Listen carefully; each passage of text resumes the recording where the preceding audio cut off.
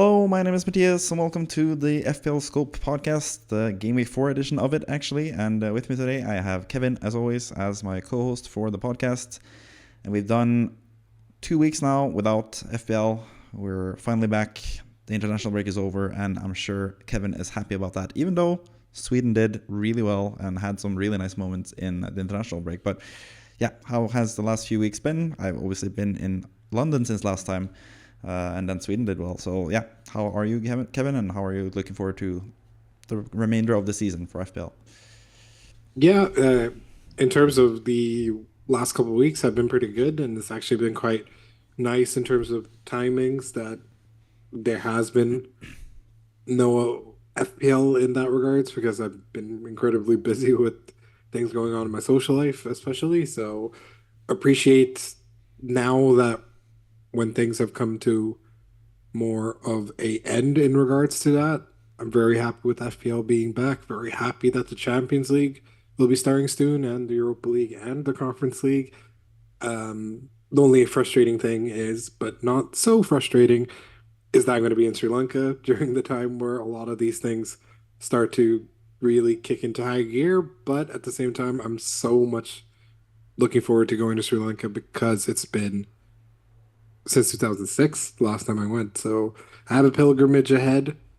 I'm very much looking forward to FPL coming back in, and there's some spicy games as well going forward. So very excited for Spurs Arsenal, which we will, I'm sure, talk more about in length. But a lot of fun captain choices, a lot of player choices, wild cards, all types of stuff. I'm just glad that FPL is back. Of course, it's great to have it back. And yeah, I'm wondering, can you actually do the podcast when you're in Sri Lanka, or is that going to be a bit of a hiatus for you? It might be a bit of a hiatus. Fair enough. Simply because I can't I don't know what my grandma's Wi-Fi is like. Yeah. So like yeah, it's very difficult to say. And I don't even know if I'm gonna be I don't think space-wise I'll be able to pack stuff, so Yeah. very, very unlikely that I'll be able to do the pod, but I will be able to do it the week before, like the week I fly out, and then it's what, like 2 weeks of me being there and then back again. So yeah, probably miss 2 episodes of a podcast I think in that space. one actually lines up with the international break, if I'm not mistaken. Like the next international break. I'm not quite sure, but there's like a break. Yeah, between 5th of October and 19th of October, there are no matches. Or between 6th of October and 19th of October, there are no matches in the Premier League. Yes, and I'm back on the 6th. You're back on the 6th. Yeah. Yeah. So I come back exactly when there's the When there's a international break. break. So Okay, fair enough. yeah. Yeah. Okay, cool. But I'll be able to go through the podcast alone during that time. But luckily, I have you here today. So let's go and get started with the actual FPL part of the podcast. And let's look at your score from this past week. And you actually did a wildcard, so it was actually a pretty big week for you. You did a triple captaincy shout with Haaland in Game Week 2, which got you 17 times 3 points. Amazing triple captain. And now we did a wildcard, and you got 87 points on the wildcard. So it seems like you have been using your chips quite wisely. But looking at this squad now, I can go through it as well for anyone listening on audio. Flecken with 3 points, Konate with 6 points in defense, alongside Lewis with 6 points, Robinson 4 points, Nedeljkovic with 1 point. Salah with 17 points in midfield, Palmer with 6 points, Saka with 6 points, Smith Rowe with 2 points, Rogers with 2 points, and Haaland with 34 points as your captain. And then sadly, Joe Pedro on the bench with 8 points as well there. So yeah, are there any things you would have done differently, or like do you have any regrets about the wildcard? You had a lot of successes, but are there anything you would have done differently if you had the chance to do it over again? I think the big one is, of course, Trent Alexander-Arnold.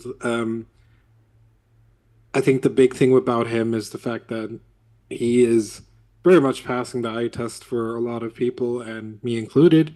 So maybe I could have downgraded Saka to someone, kept Isak, for example, who I didn't feel comfortable getting rid of, but it was simply because I felt that there were certain premium players that I needed to get, considering their very good run of fixtures and Newcastle kind of being iffy. But of course, it was a matter of time before Isak exploded back into the scene. He has a goal and assist in 3 games, which isn't bad at all, and probably would have had more if it wasn't for Fabian Schär, as I mentioned several times before. But I think the big thing that annoys me the most is the fact that I really should have started João Pedro over the Aston Villa defender. But if you really deep it, it's very difficult to say that that goal was very deserving of Brighton, considering the fact that Arsenal dominated the game and then Declan Rice stupidly got sent off.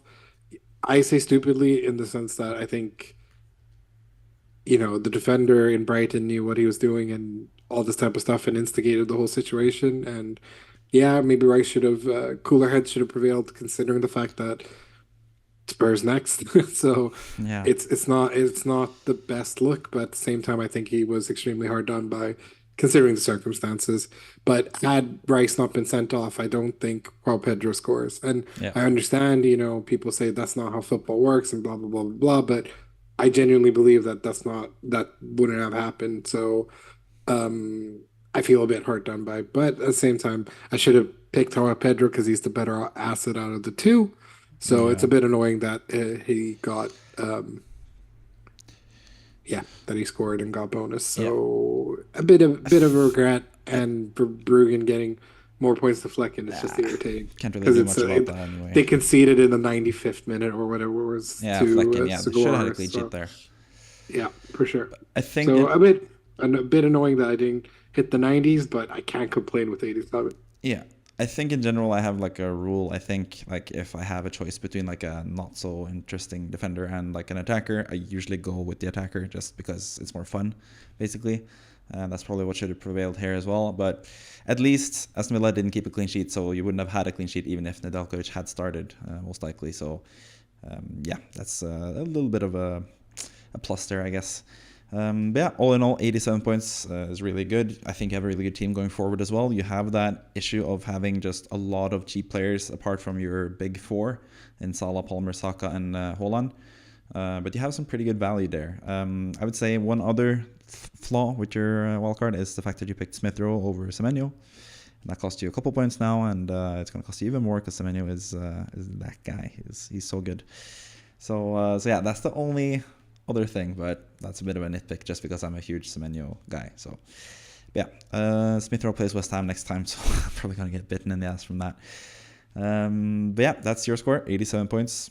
Should be very happy about that. Someone who did quite a bit worse this past game week was Kimo, our third founding member of the FPL Scope podcast. He ended up with 64 points, and then he had a -8 on top of that whole thing. He did 4 transfers. We talked about this the past podcast, how he sort of did a weird thing there where he did a -8, and then he had the intention of benching Isak actually, but he did actually change that after the podcast. He changed and started Isak, but he benched Semenyo, who was one of the players he brought in for a -8, which also doesn't really make much sense. And Semenyo got 6 points. So yeah, think he could have done without the Kwanzaa to Nedeljkovic move. Obviously, Nedeljkovic doesn't even start. He's not even like a main guy. And then the Watkins thing, I think, was a bit premature, seeing as he would have to bench a really good player in either Semenyo or Isak. So he could have really just done the 2 transfers and not done -8, just done no minus at all, and then had a better team, most likely. But yeah, either way, 64 points, because the other huge mistake that he did was captaining Palmer rather than Haaland. So Palmer got 6 points, Haaland got 17 points, and that was a huge difference as well. So not the best game week for Kimo. He has some decent players. He has to bank on Watkins being that guy, playing against Everton at home next time around. We'll see what happens there. He'll also have a bit of a benching decision, but we'll get into that later. But yeah, looking back at this game week now, game week 3 for Kimo, what would you say is like the biggest mistake that he did, apart from captaincy? I think it's a bit difficult to say where he went wrong besides all of it, but no, but in all seriousness, like I like some of the players that he brought in, but like the main thing is Solanke's actually back for this game week, and there's talks that he'll very likely play against Arsenal, and I get it. Watkins is more appealing long term because Spurs have some difficult matches. Personally, I would have gone for a wild card instead because Yeah. -8 this early in and not really addressing the big issues and blaring issues in his team. No Salah It either. doesn't feel great, and yeah, I think he's going to regret it long term. So my suggestion would have been just if you're going to make this many transfers anyways, you might as well just wild card.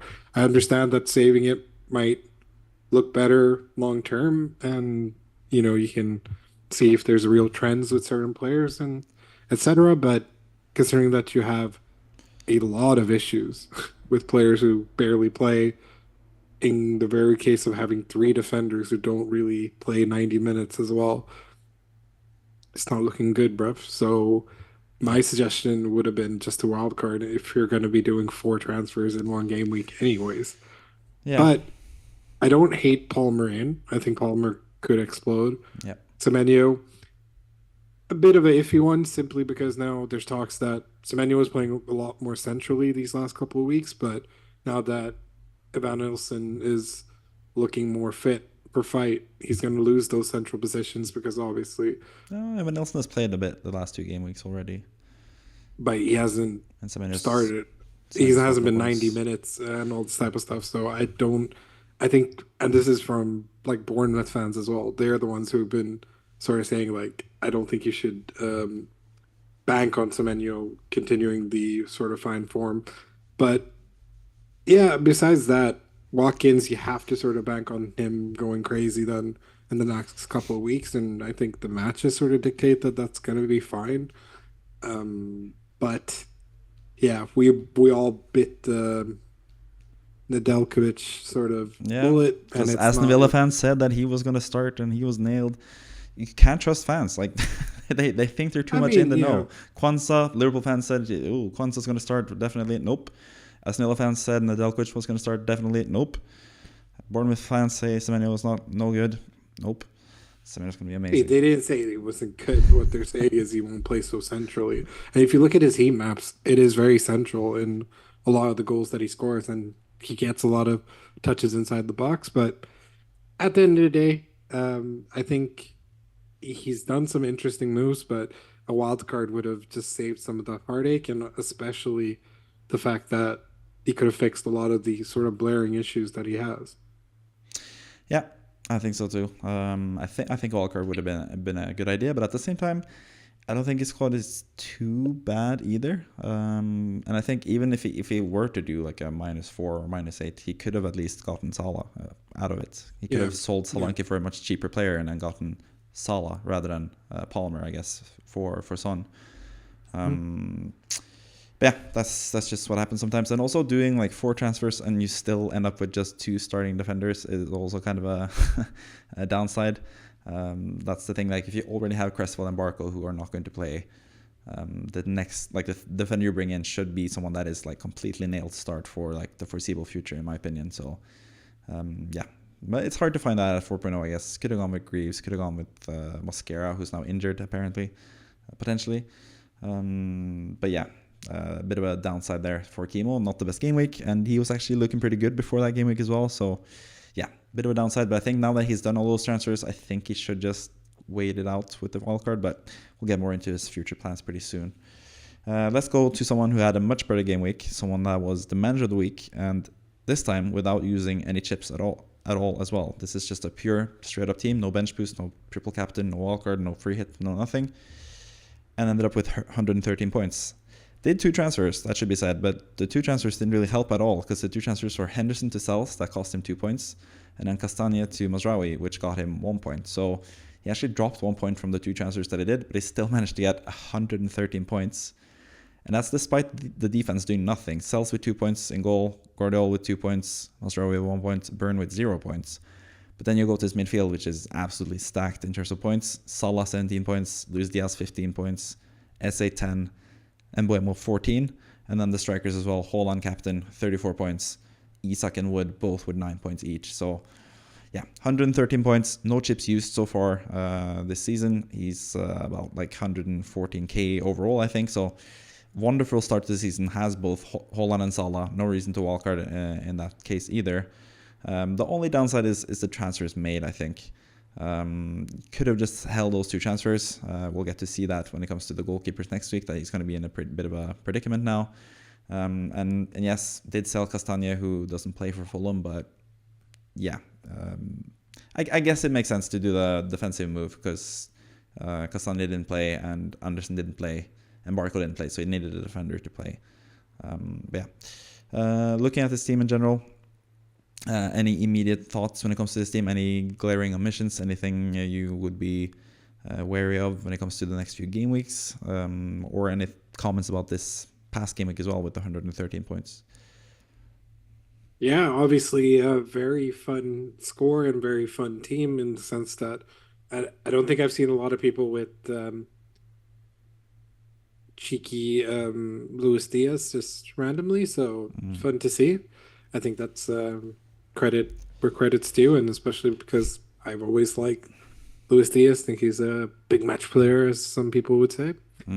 But I feel that, like, why did he get rid of Henderson, for example? It's like we like got the news that Henderson's G to G, so I feel like that might have been a bit of a sideways move, and I guess Mazraoui before Liverpool is maybe a bit of that's a bit strange. Bit of a stretch, and considering that, for example, if Castagne could have been Robinson, for example, right? Unless it Start was of the season, to, if it was like price changes and stuff like that, and if he was like privy to the price change, he could have easily have just done Castagne to Robinson anyways, because the move I think would have. I don't because I think because Robinson went up in price, I don't think he would have been able to do that. So it's more the start of the season. Should have had Robinson rather than Castagne at the start of the season because he was more nailed, more attacking, a better player. So that's because I don't love Man United's next couple of games, like Southampton. Yeah, that's easily a Mazraoui 9-pointer, but then Palace away, who seem to be finding their footing again. Spurs, which could easily be a game where they concede even though they play at home. Yeah. Then Aston Villa away. Yeah. Yes, afterwards there's some easier games here and there, but I feel like there's better choices that he could have gone with, like Luca Digne and all these sort of. Or is Lucas Digne 5 or is he 4.5? He's 4.5. Yeah, like actually, for example, who? Yes, I know people are sort of concerned about him. I would have said Konsa would have been a better move, but obviously he's not. Yeah, but that's more like you're unlucky if you got that and stuff. Yeah. So for me, it's a bit unlucky. It's a little bit of this, it's a little bit of that, but yeah, I feel like these are some sideways moves. No, I'm not gonna sit here and lie to you. I felt like. Yes, 113, congratulations. You can rub that in my face as much as you want, but your transfer sucked.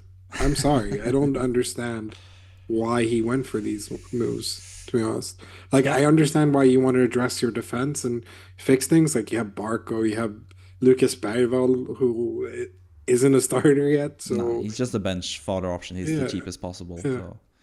Yeah. So yeah, I don't understand the defensive moves that he made. Yeah, I can agree with that as well. And I think also this is just another reminder that goalkeeper transfers are rarely worth it. Like, he lost 2 points from doing a sideways move. He's lost a transfer. He's lost 2 points. He's lost a much better player for next game week because Henderson has Leicester at home and Sells has Liverpool away. so yeah, that move was not the best. And Mazraoui as well. Like you said, a lot of tough matches coming up. And including Liverpool in the first match that he played. So yeah, the transfer is kind of confusing, but still not enough to get 113 points and be the manager of the week. And if any of you guys watching want to be the manager of the week as well, if you think you can do better than this guy and both of us and all the other players in the FPL Mini League, you can join the FPL Mini League with the league code hpxeri. And if you are the highest point scorer in a particular game week, you will be featured on the podcast, just like Anders Kager did, who was listed as Philippines, but I think he's One of the leagues he's in is like a Swedish podcast type of league. So I actually think he might be Swedish, potentially, but listed as Philippines. So who knows? But anyways, that's manager of the week. Any other Is he comments? Swedish? Potentially. Is he Swedish? Potentially. If he's potentially Swedish, I will say this. Vad fan håller du på med? Du kunde lätt valt 2 olika andra spelare, men så valde du de 2. Ja, du fick 113 poäng. Jag kommer alltid applådera det, men vad fan håller du på med? Tack. Wow. Kevin just like said the worst, nastiest things about him ever. That's crazy. I understand Swedish. I'm not Swedish, of course. I'm Norwegian, but I understood what he said, and that was frankly disgusting, Kevin. But let's move on to the fixture ticker. Let's move ahead and look forward into the future and disregard any like Swedish curse words you just said.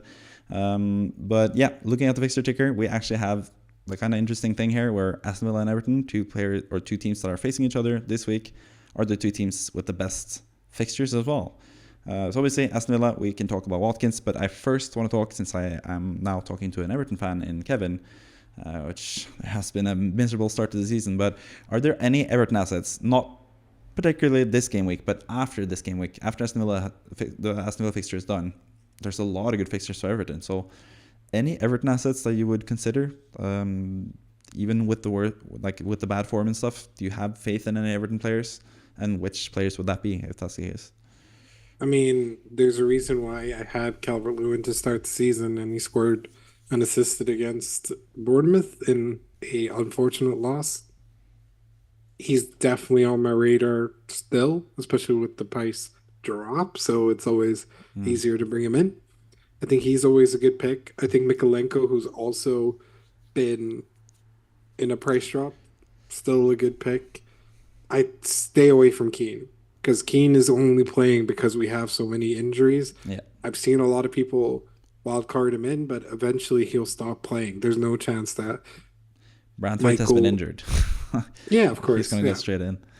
But I feel like we're going to eventually let Jake O'Brien play over him, personally speaking. Like, we wouldn't spend the amount of money we did to have Michael Keane play over him consistently. I think it's once he's gelled into the team, Jake O'Brien will play over Keane, so it'll be Tarkowski obviously starting, Brantwaite, O'Brien, Keane. Like, Keane is last pick, but for the next foreseeable future, yes, I think Keane will play. So if you really want to take a gamble and get a quick 4.0 in, Keane's worth it. I think another player who's been extremely unlucky in terms of points is both Harrison and McNeil. I think both have looked and shown signs of sharpness, but besides that, I'd say you can wait a little bit with Everton. Like, I think we're going to get absolutely creamed by Aston Villa, and I'm going to see Onana celebrate against us. I already know it's written in the stars. Yeah, what about Onana, actually? He scored 2 goals so far already. Do you believe the hype in terms of him scoring goals? Like, is he like the new Douglas Luiz, where people are not going to believe that he's going to be a goal scorer, and then all of a sudden he's going to score goals? Or he's not on penalties, obviously. But he's always had this in him, and it makes sense that the minute he goes to a team that plays better football, they'll unleash the talents. But I wouldn't go as far as to say he's going to have a Suchek run. No way. That's not his sort of game. His game is being able to control the midfield and helping the link between defense and attack. But he's still always going to be a threat from corners and set pieces and stuff like that. So will he bully ball us? Yes. So sure, he might score again, but I think it's a bit of a fallacy. I think if you're going to go for a 5.1 player, go for Rodgers instead. Rodgers has been super unlucky not to get more out of his sort of returns, in the sense that should have scored against West Ham, should have at least gotten an assist against Leicester when Watkins inexplicably completely fucking missed the goal. Same against Arsenal as well. Yeah, so I think Rodgers has been extremely exactly. So it's embarrassing, to be completely honest. So I think both I think Rodgers is still the pick. Rodgers also takes penalties for under 21s, as a lot of people saw, and a very good penalty at that. And obviously, a lot of people don't know or have completely forgotten that Cole Palmer got his celebration from Morgan Rogers. So yeah, it's going to be really interesting to see him play. Hopefully next week or this week rather, this Saturday, he does fucking nothing, and so does Aston Villa, and it's a 3-0 win to Everton somehow magically, and life is good again. But I kind of bank on them beating us like 5-0. So Yeah. I mean, we have sort of seamlessly transitioned into talking about Aston Villa assets, and the main guy from Aston Villa is the guy that Kimo brought in last week, Ollie Watkins. Do you think he has the chance to do well? Like what? Like I don't even know the latest with his injury thing. I don't really buy the fact that he was injured that much either. I think he just needed the rest. Are there any reports about him being back potentially? Do you know that? yeah, so I've heard some murmurs here and there, and it's very telling that he's only been playing 60 minutes every game pretty much. I think it's 61, 64, 60 every week. I think this Mm. could be the first week where we see him actually play like 70, but also I think people need to show some respect like West Ham fans did to John Duran. I think it's also Yeah. Emery going like, well, we can let Watkins rest a little, get Duran going because it's going to be tough with them in the Champions League. I don't care how good Aston Villa and Emery are. When you get the Champions League tax, it hits hard. So Yeah. it wouldn't surprise me if they continue this. They let Duran play the final half hour, and he constantly scores. So they're doing something right there. Yeah. But I think Watkins is going to play against us, and it's going to hurt. Yeah, I've mentioned in previous videos that I think this, like, if you actually have belief in Watkins and you want to have him in these next couple of game weeks, this is the game week to jump onto him, because not only is he potentially coming back from a full week of rest, like we'll get the information on the press conferences most likely if he's ready to play, but if he's ready to play, he will have had a week off with no international play, and John Duran has been playing. He played now 70 plus minutes against Argentina now for Colombia, traveling back home late. It's going to be jet lag. He's not going to be fully fit to play. Like, he's going to play probably like the last 20 minutes again. So maybe it'll be another 70 minutes type of performance from Watkins, but at least he'll be fully rested, assuming he's fit to play. And John Duran will not be as sharp and ready to come on as he has been previously. So I think this is like the main week for Watkins. I'm probably going to pick him for my free hit team for Game Week 4 as well, because I think this is like, it's do or die for Watkins. If he doesn't perform now against Everton, I don't really have faith in them for the rest of the season, honestly, because like you, I think John Duran is just absolutely amazing. He's going to cut into the minutes of Watkins because it doesn't seem like they play together that much. So yeah, I think this is like, if you have belief in Watkins, then jump on in now. And if you're not going to, then yeah, you just have to wait it out, I guess, and find some other ways to get points from Aston Villa. But yeah, that's Aston Villa. Any other teams that are sticking out to you? You have Man City, obviously. What do you make of Man City? They have Haaland, which is like the main guy who everyone has. But other than that, are there any other assets that are of interest to you? You already have Rico Lewis yourself. What do you think about his chances of playing going forward? Do you still have faith in him? And what do you think about the other assets from Man City? Yeah, people forget that he was called up and played against whatchamacallit. He played against Finland and looked Finland, good yeah. in that game. So I think Rico Lewis is finally getting the sort of backing that I expected he would get, and Oscar Bob was sadly gonna get as well. So I think he is their established right back, and Guardiola's very filled with Walters, praise for him, yeah. saying that he's everywhere on the pitch. And as people who watch the City games, he is quite literally everywhere. He sometimes plays as a cam and striker. It's fun to see. And as someone who owns him, I feel extremely hard done by because he's hit the post and the crossbar and all this type of stuff. So he's been super unlucky not to score yet. And I think with Ake injured as well, Yeah. like I think Walker could maybe be more center back coverage and maybe even left back coverage there too. So I think Rico Lewis might continue playing, and if that's the Mhm. case, great. The thing that I find very interesting is the fact that Phil Foden has now finally been cleared, right? I read something that said that he's going to be ready for the weekend. So Should be, yeah. he could be really bad for Haaland's Hmm. goals because he's going to come in being ultra selfish Foden mode. So Foden could be a fun player to look out for. Yeah, Obviously, definitely. De Bruyne, I still think is amazing. He's Like, looked great. yes, he got lucky not to get more against West Ham because he got a yellow card and didn't get an assist, but he was great for Belgium during their international break.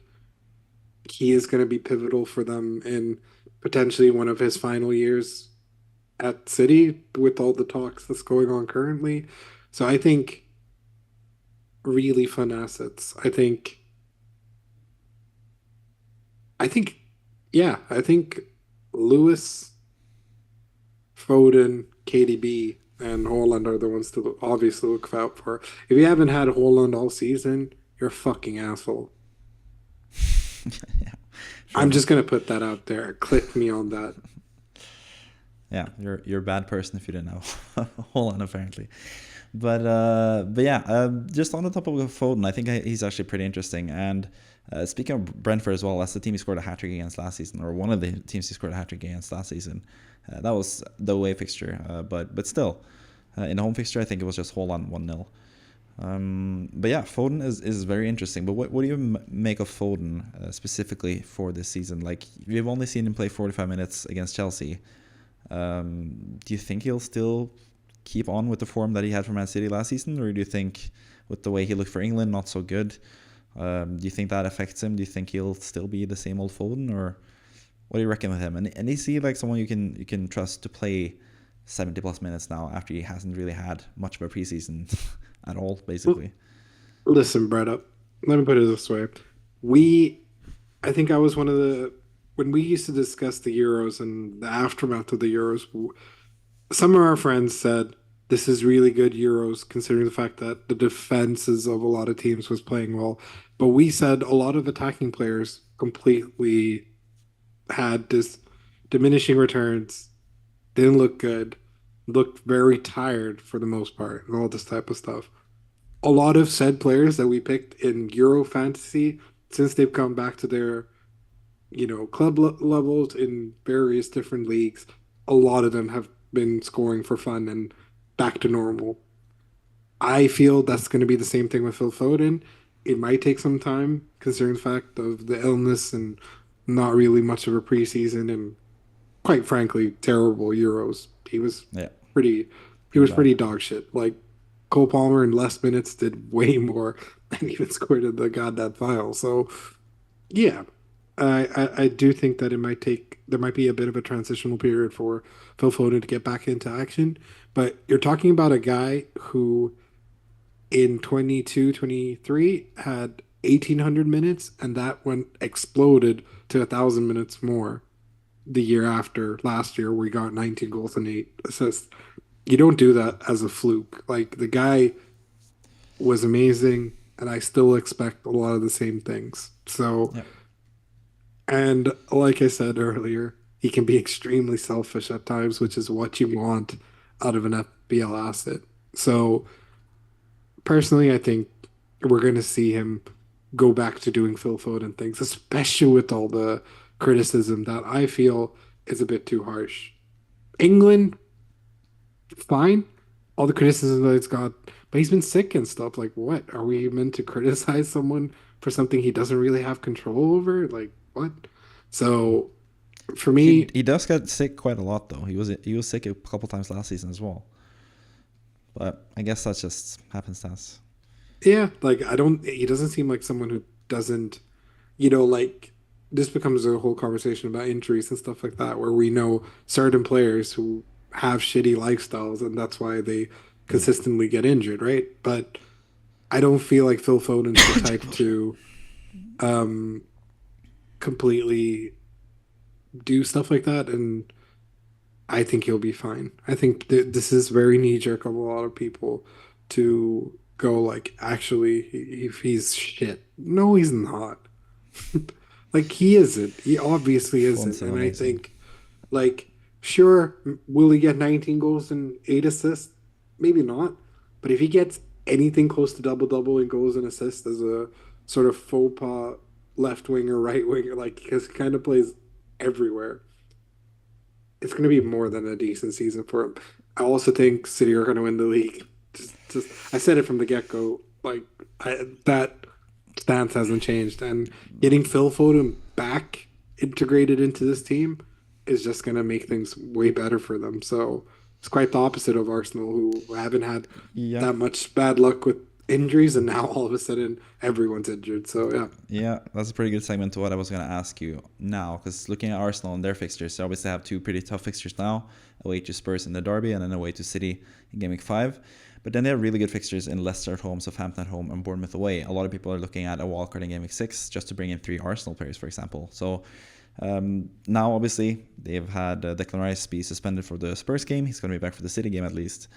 And then they also have Martin Ødegaard, who's now going to be out for probably these matches that you see here on this table. Like, I think he might be out until the next international break. The Norwegian team doctor said that he's doubtful for the next games in the Nations League, which is the next international break after Game Week 8, if I'm not mistaken. So what do you make of that with Arsenal? Like, who could potentially step up for Arsenal now that Ødegaard is out? Do you reckon it hampers Havertz? Is he going to be pulled back down as like a more like a cam sort of role, and they'll play someone up front? Do you think Gabriel Jesus might be an option? Do you think Trossard will come into the squad and be an option? Will Sterling be an option as well? Like, he's also someone that you just forget about because he's at Arsenal now as well. He could do something. Like, what do you think will be the remedy for Arsenal to get out of this Ødegaard injury news and Merino injury as well? Like, they have a lot of things to do. Like, what do you reckon with Arsenal for Game Week 6 and 7 especially, and beyond that? Yeah, I think a lot of people were hoping Martinelli would finally step up because he's been kind of inconsistent as of late. I think Sterling could be exactly what they need.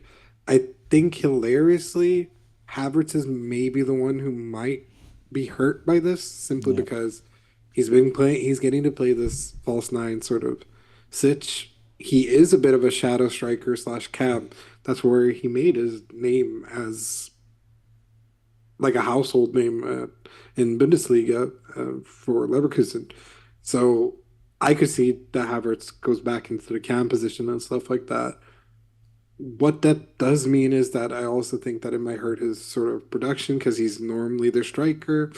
But I do think Raheem Sterling could benefit from this. I think Trossard could better. Like, Arsenal have so many attacking players to heal that, but Calafiori being injured is a big one for them Yeah. personally. I think his physicality and his attacking presence would have been what they need to beat these sort of cities and Spurs and stuff like that. But now they're going to have to rely on Zinchenko, who is a massive liability defensively.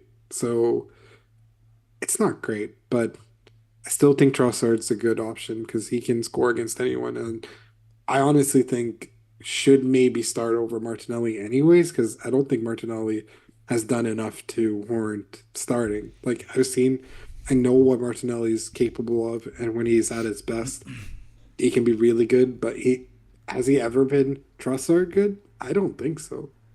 Trossard's the sort of brother who can get a brace and hat trick. I don't feel like Martinelli has it in him Yeah. yet. He is talented though. He's massively talented, but he's not exploded. He's sort of been like Gabriel Jesus in that regards. Jesus was so good when he first started things out at City and then sort of stagnated. I really don't want that for Martinelli because I think he's such a cool talent, but Yeah. I feel like it's stagnating a little bit. I feel like just somebody has to step up. Like, there's so many potential options there. I didn't even mention Martinelli, but yeah, you have Martinelli, Trossard, Gabriel Jesus. You have so many options there that can step up in the absence of Ødegaard. So I'm personally actually kind of tempted with in Game Week 6 potentially Gabriel Jesus if it seems like he's going to start. Last time he played Leicester at home in the Premier League, he had 2 goals and 2 assists. So we've known that he can do that sort of stuff before. But yeah, I think it's very interesting just to see how they will cope without Ødegaard in the next 2 fixtures against Spurs and City. And that will probably give us some answers for who's going to be the one to go for. Is it Trossard? Is it Sterling? Is it Jesus? Is it neither? Is it Havertz potentially still? I think we'll get those answers within the next 2 game weeks in terms of how they look over those 2 fixtures. And then you can go for someone, potentially a really good punt in Game Week 6. because that's when I'm looking to jump off of Isak as well for my own sake. So I might go for Havertz. That was my original plan, or I might go for Jesus now if he gets to play. The man we have mentioned and got subbed off in the 60th-ish minute against Finland. It's going to be Bukayo Saka who gets a hat-trick in every game, and I have him in my FPL team. So let's go. Of course. Saka is a given. I think most people who are wildcarding Game Week 6 are going to pick Saka in their squad. But I was thinking more like, because there is going to be a discussion there. Are you going to go with double Arsenal defense, or are you going to go with double Arsenal attack if you're going to triple up on Arsenal? 4 Leicester at home, Southampton at home, Bournemouth away. Pretty good fixtures there. What do you reckon? Do you think you would lean more towards 2, or would you just double up on Arsenal? Like what's the thought process there for you? Either goalkeeper defender, so either a goalkeeper or a defender. Raya. So either Raya or potentially like a Saliba or Gabriel, a midfielder, and if Jesus is playing, if Havertz has still cemented himself as their starting striker, Havertz. Like, I think I'll have one in each position rather than doubling up on anything, to be honest. The only thing that could see me doubling up is maybe their midfield if like Sterling all of a sudden is like going absolutely insane, because I'm saying doubling up in terms of defense, aka goalkeepers and defenders, or attack, midfielders and forwards. Okay, in that sense, I think attack, midfield and strikers. Yeah, so you double up on the Arsenal attack rather than the defensive players. You know me, I don't like doubling up on defenders anyways. Like, it's amazing when it works, but it tends to not. So like, spread it out. It is very much double or nothing, because it is very dependent on the clean sheet. So, but we know Arsenal can keep clean sheets, and against Leicester at home and Southampton at home, I would sort of expect them to keep clean sheets in both of those matches, to be honest. Yeah, of course. But they could also score a lot of goals. So yeah, it's going to be tough to gauge. Yeah, of course. But then again, a lot of us thought that would be the case against Brighton, and a stupid red card happens. Like, anything can happen. That's the annoying thing. And Arsenal have this sort of random clean sheet losses. Like last year against, who was it, Southampton, or even against West Ham? Like, we're just like, what the hell happened? And a lot of people had doubled up on their defenders. It's just, I personally would prefer going for the attacking options than the defense, personally. I think honestly, it just remains to be seen how, like, if anyone presents themselves as a viable option. We know Saka is going to be a great option. Ødegaard's not going to be a good option now because he's injured, obviously. It just remains to be seen is Havertz going to be still really good? Is Jesus going to step up? Is Trossard going to step up? Or are they just all going to be jumbled up and some like play like 60 minutes per game each? And you don't really know who's going to start. If that's the case, I'd probably double up on Arsenal defense instead if I don't have any other safe options next to Saka. But I think it will be very interesting to see who steps up and who could potentially be a good player here. But for me, someone who's looking to wildcard in Game Week 7 and just have a punt on an Arsenal attacker in Game Week 6, Gabriel Jesus in Game Week 6 only, at least, seems very enticing for me. But yeah, that's just my thoughts. Let's actually just talk about the final team as well in the title hunt, I guess, in Liverpool, who have started off the season fantastically, and now they have 3 more really good fixtures. Nottingham Forest and Bournemouth are, and Wolves, to be fair, sometimes as well. Like, a lot of Premier League teams have good players, but I think especially Nottingham Forest and Bournemouth have looked pretty good so far this season. At least Nottingham Forest have impressed me in terms of what I expected from them, and Bournemouth I actually have a lot of faith in, even though they have lost Solanke. But you still expect Liverpool to win these games. But you're giving me the finger. So what's on your mind? Chris fucking Wood. I told you in my initial draft that I wanted Chris Wood. He's gonna be great, and he has been great. It's so annoying, but yeah. Carry on. You went for Calvert-Lewin instead, and that he also would have been good, but you sold him on your wildcard. So I think that's just human strikers. There's some kind of curse, especially last season. It was just every time you sold a striker, they did well. When you bought a striker, they got injured or something. There seems to be a sort of a striker curse for you, apart from Haaland, obviously, who's always amazing. But I don't really count Haaland as a player, to be honest, because he's just like a given. He's there. He's the captain. We know he's going to score. But yeah, Liverpool, just to finish that, what do you think about Liverpool going forward? They have some tougher fixtures after that. Palace away, Chelsea at home, Arsenal away.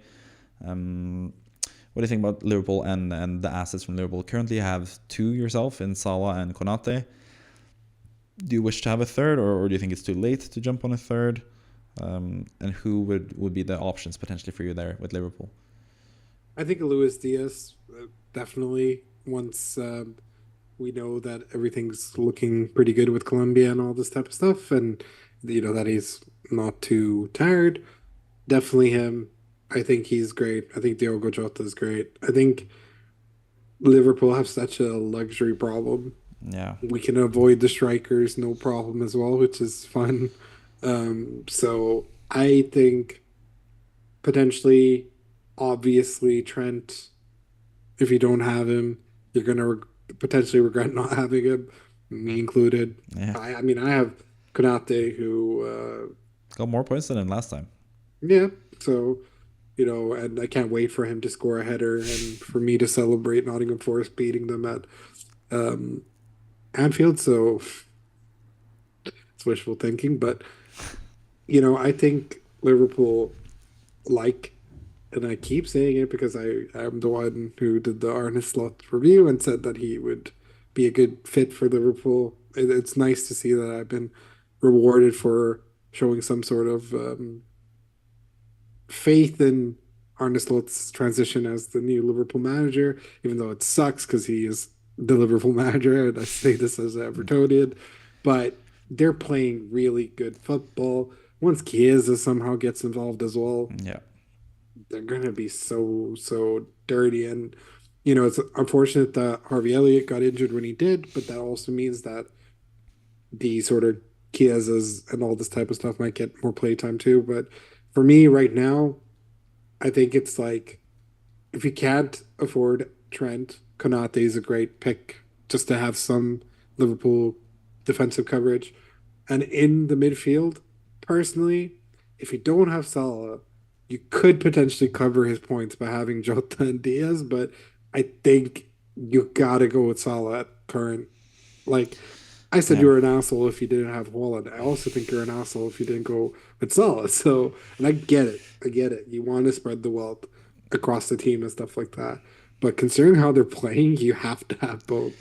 yeah. And I think especially Salah for Game Week 5 when Man City and Arsenal play each other, and you can't really trust any players there, either Saka or Haaland. It's tougher to trust them as captaincy options.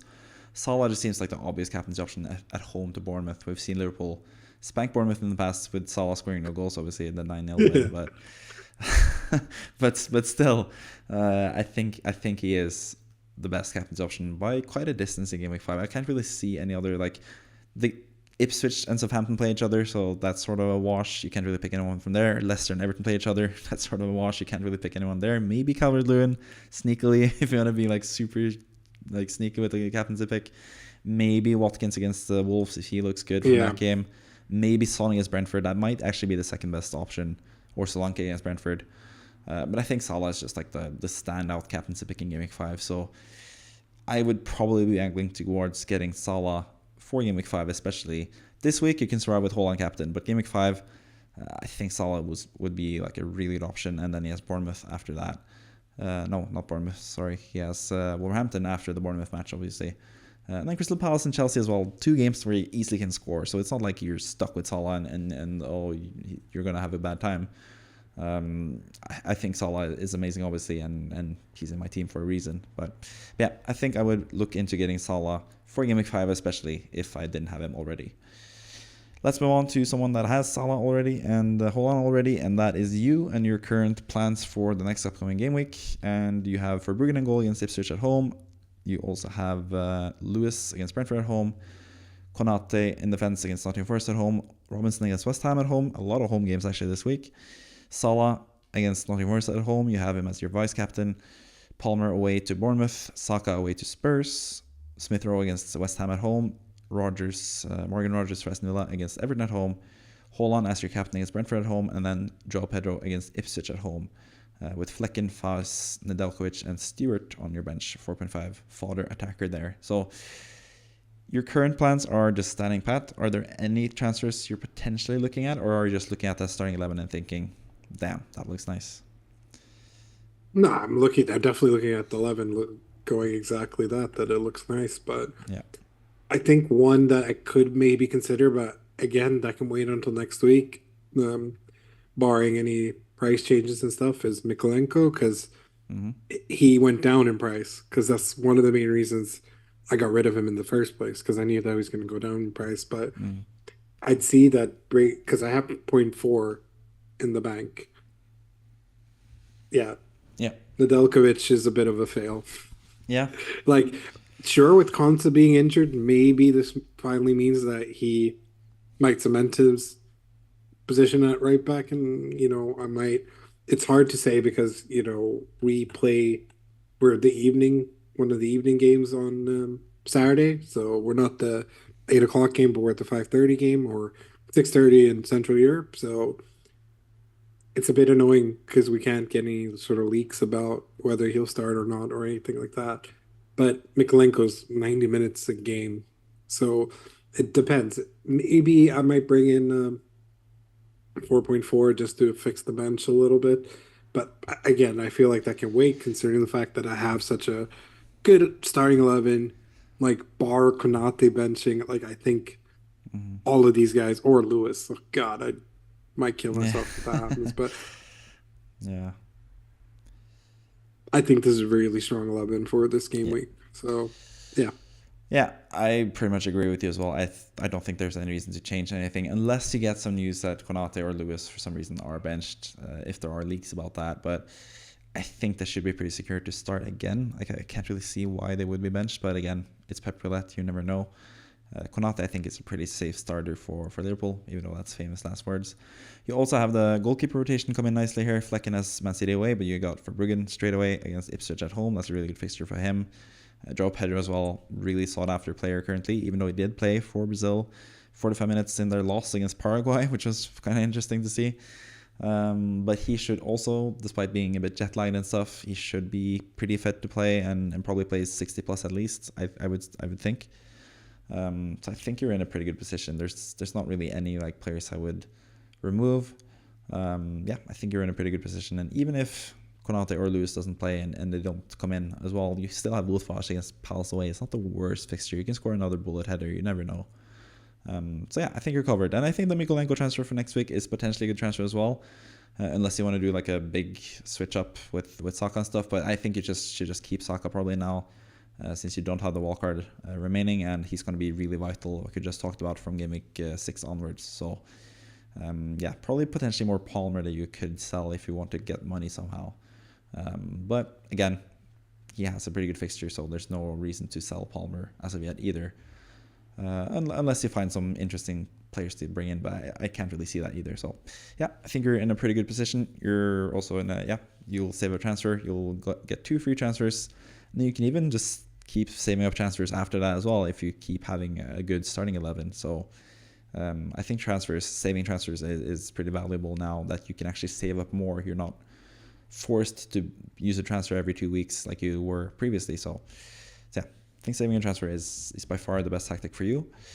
Let's move on to Kimo, who also has plans of standing pat with his team, but he has kind of more like issues with his team. He has to start Nedeljkovic against Everton at home and just pray for him to start. At the same time, he has 8 good attackers, so I think his team is a bit jumbled up now in terms of he should have more money in defenders that can play rather than having 8 great attackers that he has to start. But yeah, currently just Semenyo on the bench against Chelsea at home. Is there anyone else you would bench rather than Semenyo, or would you bench Semenyo this game week, looking at all the other fixtures and all the other players that he has? yeah.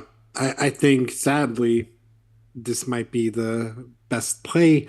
Maybe if you think that like Rogers, like an inkling of Rogers not playing or something like that. But again, Everton are so much more shit than Chelsea. So like you sort of have to go with this. But Semenyo's obviously the one who's in form in comparison to Rogers. So it sort of just becomes the question of that. But I think this is as ideal of 11. But good Lord, man, fix your defense.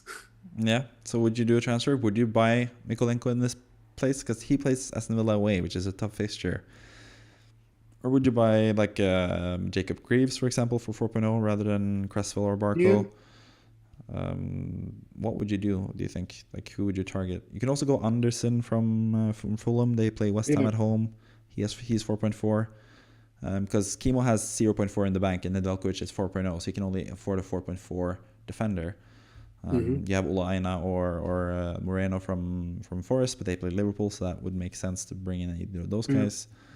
What would you do? Would you stand pat with your transfers here, or would you actually do a defender transfer? And what would you do in that case? I mean, I think it's fine to risk it and see if he'll play because it's not like Cresswell Barker will play anyways, and Mikolenko will likely not get more than 2 points anyways. So you're really spending a transfer for 2 points. Not the worst decision considering the fact that Mikolenko's games going forward isn't the worst either. And if they are the worst, that means Dyche got sacked, which I'm happy about. So, I personally don't think that it's the worst choice to. Yeah, it's not the worst choice, but because it's like you can't bring Ola Aina in against Liverpool away. Like that's crazy talk. Even though yes, Brighton and Fulham next games aren't the worst, I still think the right play would be to either I mean, or what he could do if he really wants to be a sneaky prick about stuff is to get like Keenan as just like a placeholder for Barker Cresswell and just start. But again, I think it's I'd rather go with someone like Greaves if that was the case. Yeah, I mean Greaves away against. Greaves going forward, good Brighton as well. Yeah, not the best either. I guess that Pat hopefully Nedeljkovic plays. If he doesn't, you just play with 10 players. You would have probably only gotten 10 points from, you would have only gotten 2 points from Nedeljkovic even if he started because Calvert-Lewin's scoring. So, come on. Are there any other 4.0 defenders that we missed? Like Mosquera had to be subbed off injured now last time for Colombia as well. And they even have, who do they have again? Wolves? I mean, you have the sort of Bednareks of the world and Harwood. Harwood Bellis got subbed off earlier. Berkeley City. Yeah, there's just not much to choose from in the 4.0 category. Woodfors, I guess. Harvard Bellis against Man United at home. He might as well just stand pat. Hopefully Nedeljkovic will play. And I think you're gonna. I think Joachim Andersen, assuming he's fit to play against West Ham at home, would probably be the best fixture, and that's not even the best fixture because I think West Ham are looking pretty good offensively. As a biased West Ham fan myself, probably just pray Nedeljkovic plays because Everton at home is better than any of these fixtures if that's the case. I think I just stand pat myself as well. Hope that Nedeljkovic plays. When it comes to the starting decision in the the attacking part of the team, again, I'm going to back my guy Semenyo, and I'm going to swap out Smith Rowe once again and further bury or heighten the chances of Smith Rowe scoring the winner against West Ham because I feel like that is written in the stars at this point. But I would probably start Semenyo versus Smith Rowe and then cry when Smith Rowe scores against West Ham. That would be my plans. Let's move on to the manager of the week, who did 2 transfers last week. So he also has just 1 free transfer, has 0.0 in the bank, and has a bit of a issue here with 2 Nottingham Forest players in his starting 11, in Sells against Liverpool away as the goalkeeper, and Wood against Liverpool away as the forward. You could always bench Wood for Anderson, who we just talked about from Fulham there, start him against West Ham at home. You could do the same with Mbeumo, I guess, but we saw João Pedro score against Arsenal. We can also obviously see Mbeumo scoring against City. That could happen. City tend to score that one random goal and could easily be Mbeumo. But yeah, for me, I think the obvious transfer here would be just sell Chris Wood. He has been amazing so far, obviously, but Liverpool away, João Pedro is even better value. He's cheaper than Wood still and plays Ipswich at home. So I think that is like a pretty safe choice. And then just hope that Sells saves a penalty or something, I guess. But yeah, this is sort of where he's bitten in the ass from selling Henderson to get Sells last game week. Henderson outscored Sells, and now Henderson has Leicester at home. He doesn't have Henderson anymore, and he has Sells against Liverpool away. So, yeah, this is just another point of why you should plan for the future, basically. But if you were in this person's shoes, what would you choose to do? Yeah, I think I really like the Juan Pedro move anyway, so Yeah. I think that's the best way. Then you get some extra cash as well going forward. That you could maybe potentially fix one of the defense or add towards something else. Like it's not that much that you save, but enough to eventually make a dent. So yeah, I think Pedro's a good one, especially for this game week as well. Mm-hmm. Yeah. Yeah. What would you do when it comes to Anderson? Would you start him over someone? Would you start him over Burn? Would you start him over... I don't know. What would you do with him? Would you just bench him still? He hasn't played a minute yet, so...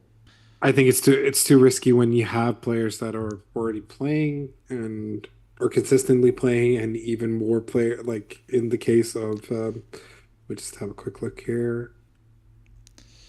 1 second. I mean, you assume Dan Burn is going to start still. He's just nailed with Newcastle, it seems like. And he got 0 points last time, even though he played. But yeah, he was kind of bad in that game apparently as well. But yeah, I mean, people forget the thing with that Bird was that he got an own goal, so he's still playing. He's still gonna play, and Botman and the own goal was terrible. Yeah, Botman, Lascelles, like they have so many injuries in sort of defensive positioning, and yes, Fabian Schär is back, so but I still think it'll be Fabian Schär and Bird. They're not gonna continue risking letting Ahmed Kraft go crazy and stuff like that. So yeah, I'd say just go with Burn.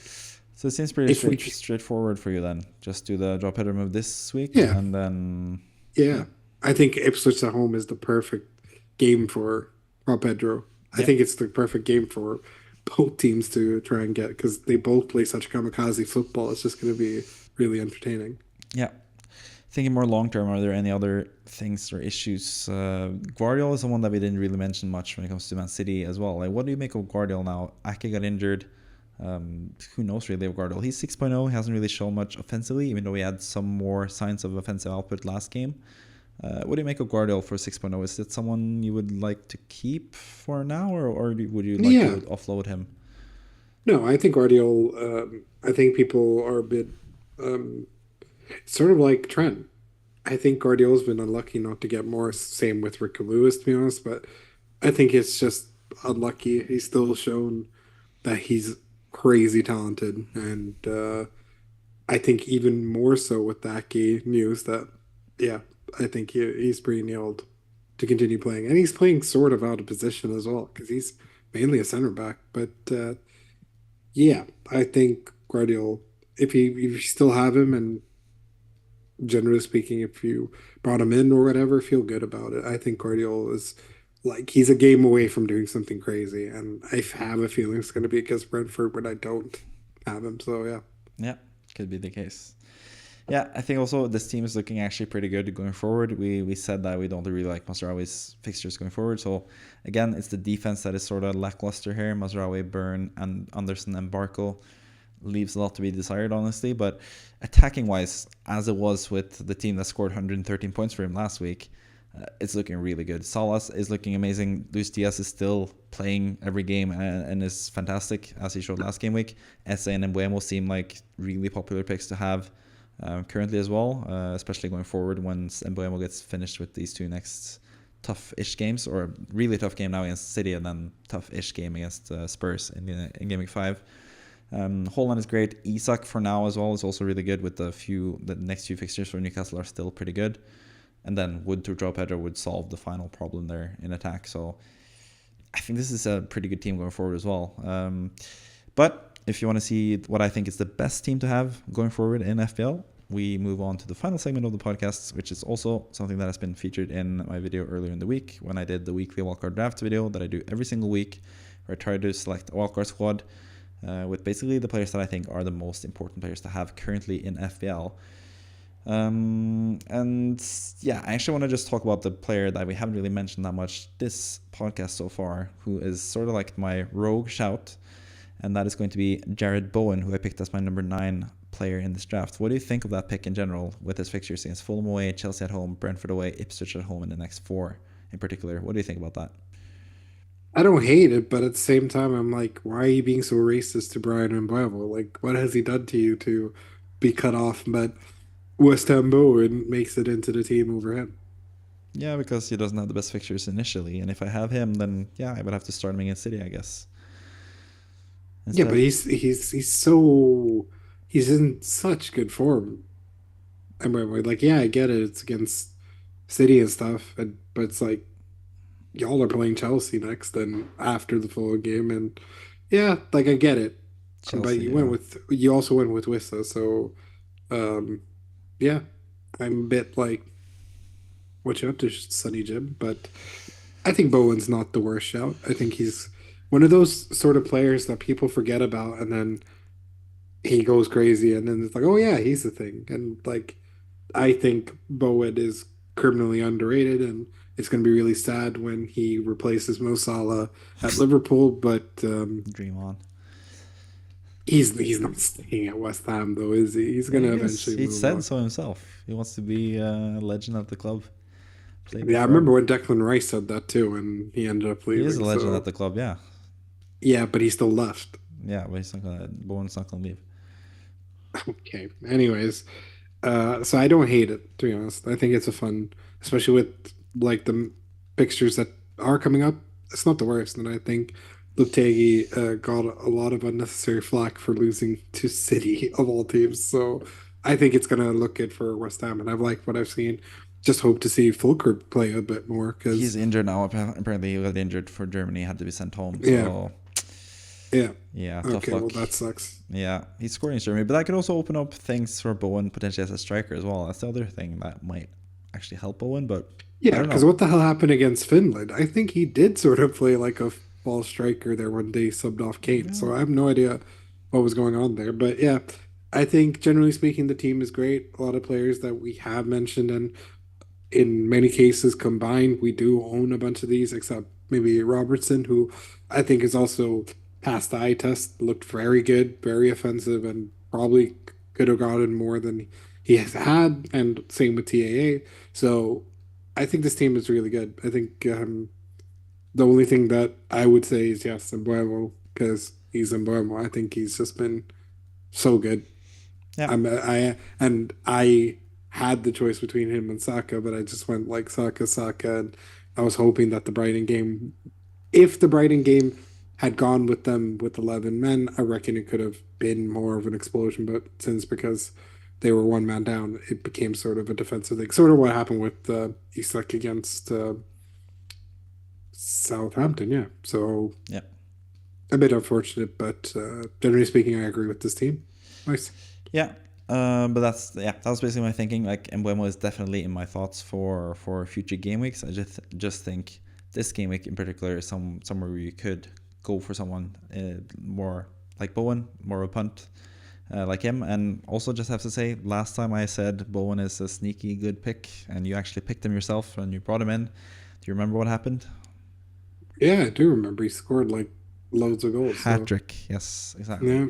So last time I had a good hunch about Bowen, he scored a hat trick. So yeah, do it at your own risk, I guess. Personally, Are I'm you not. telling me to sell Saka to do that? Because I No. will. I will do that and bring Isak in, and when it all goes tits up, I will blame you. Yeah, sure. Go ahead. No, Okay, yeah. but I this I'm gonna I do it. I'm gonna pull the trigger now. no, you're not going to. But I actually was sort of tempted to do the wildcard just because of Bowen. Honestly, like I kind of wanted to take a punt on him, but at the same time, I'm gonna say my wildcard and just hope. I'm gonna hope Bowen scores anyway because I love him, and now I've also put my chips behind him as well as a guy to do well. So, but yeah, all in all as well, this team has I think 8 players similar to you. So yeah, you should feel pretty happy about your wildcard score from last week. I think it's pretty damn good. And yeah, and Mbeumo, like speaking of it himself, like as someone that you could potentially bring in, you didn't bring him in on your wildcard last week when he played Southampton at home. So Who are you to tell me not to have Mbeumo when you didn't pick him when he had Southampton at home last week? I mean, the thing about me not bringing him in was because I prioritized Saka and I went with the premium midfield. That's the only reason why. He was the one who just about got cut because I had to go premium. Because otherwise, because we had the choice. It was, what was it? Mbeumo, it was something crazy like that. We had, on one side, it was Mbeumo and Trent Trent, yeah. versus, Or Jota and Trent, but versus, yeah, could have been yeah, Mbeumo. yeah. Versus So, Saka and I can't remember exactly. Konate maybe. yeah. So I went with that. Konate got me his 6 points, and Yeah. Saka got super unlucky that it would have been a 12 pointer otherwise, in my opinion, because Arsenal looked so good until the red card. But what are you thinking in terms of Mbeumo in for game week 6 potentially then? Is that someone that you're looking to bring in yourself? And 100%. how?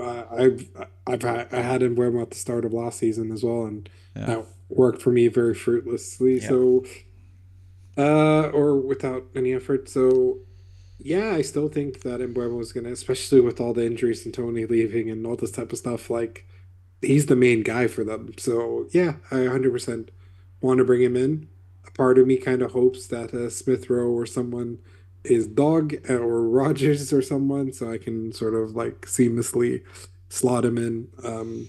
Still need Or like 2 million though to get that done. And you don't really have much money apart from potentially selling all your Saka, premiums. Saka or Palmer. Palmer most likely. Dream scenario. Dream scenario. And I know me, no disrespect to Palmer. And Kunku all of a sudden starts playing and plays well. So I can bring back my darling, get rid of Palmer, send him to the Shadow Realm. Rogers, go to hell, and I bring in Mbeumo. That is my dream scenario Yeah. of what could happen. Is that what's going to happen? No, because Palmer is too sick at football and is too stupid to feel any pressure. So, yeah, I think, I'm very happy with my team. I do really Yeah. want Mbeumo, though. It's just a question of how I'll go about doing it. Mm-hmm. So, but it will require me potentially getting rid of one of the premium guys. Yeah, you do have some game weeks to think about it as well. So Yeah, yeah, I mean, City away, Spurs away, West Ham at home. I can live without him for those 3 game weeks personally. But yeah, same. but yeah, after that, I definitely want to pick him up. Even against West Ham, you could obviously jump on him still. West Ham haven't looked the best defensively, and I will captain him against West Ham, but yeah. sure thing. But yeah, as you can see, he's also on the cusp right there in the bottom corner there. He's one of the players that I was really tempted to bring in, but I just decided against it just because I like Bowen more short term. And I already have covered their Wissa as well from Brentford, so I would potentially have the double up with Wissa and Mbeumo from like game week 6 or 7, which I think would also be a pretty good viable strategy. So yeah, I think it was pretty much down to that. Like I did consider Havertz as well, but then obviously Havertz and Mbeumo are about a lot more expensive than Bowen and Wissa, so I just went for the cheaper alternative. I could have done Havertz and Mbeumo rather than Bowen and Wissa, and then downgraded Robertson to like a 4.5 defender. That's also a different scenario that I did think about. But yeah, I just have a good feeling about Bowen, and I wanted to back my guy. So that's pretty much it for the team. And that's pretty much it for the podcast as well. Thank you for joining me as always, Kevin. And as always, I'm going to also leave the final word for you, where you can curse more in Swedish if you want, or if you can curse in English as you usually do. Or you can not curse and see if we can go through a single podcast value using the F-bomb. But let's see. All right, my final words will be this: Captain Haaland, Captain Salah. It doesn't matter. They both get points. Fair enough. That's the only thing we didn't talk about actually. So, see ya.